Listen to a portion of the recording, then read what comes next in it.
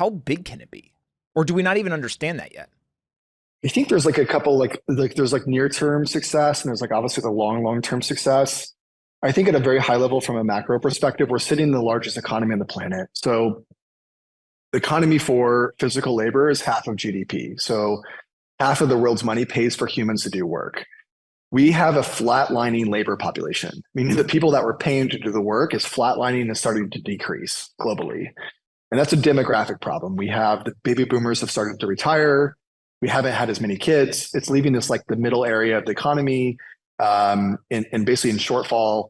And so we have the ability to come in and basically be a generalizable substitute for human labor, meaning we can put robots in to do the things that humans, there's not enough humans today to do. And from the TAM perspective, it's like largest in the world. It dwarfs the transportation market like globally. I think transportation market's big. It's probably like an order of magnitude bigger than transportation. We have this like on the supply of people that's basically like starting to flatline and go down.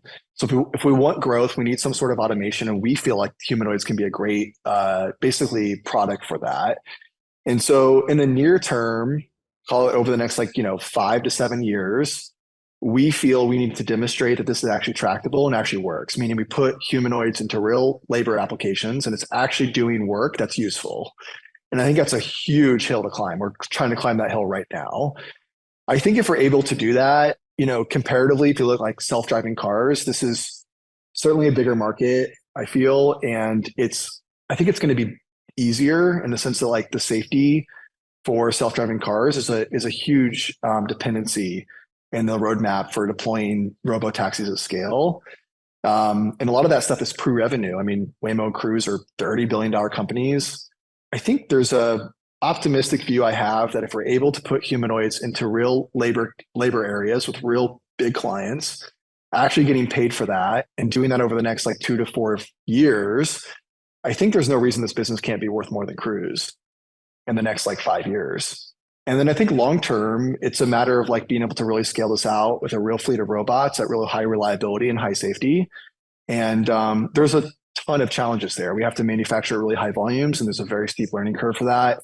We have to have robot reliability extremely high, which is hard. Think about 1 million robots all over the world, and they need to be working almost all the day without any human intervention. We can't really have robots stopping or dropping things and not knowing what to do next. It's impossible to have a human interface to 1 million robots and going in and fixing them one by one, or teleoperating in and saying, hey, robot, do this. We have to have the robots work autonomously across the whole mission.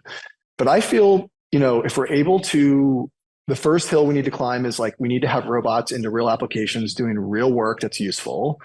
And I think we're working on that right now. We want to try to demonstrate that over the next year in our lab. And then within the next 24 months or 36 months, we would like to have early proof of concept of our humanoids in real companies doing actual work. I think long term there should be an ability to build perhaps the world's largest business here. I think it's just the math behind how large the market is.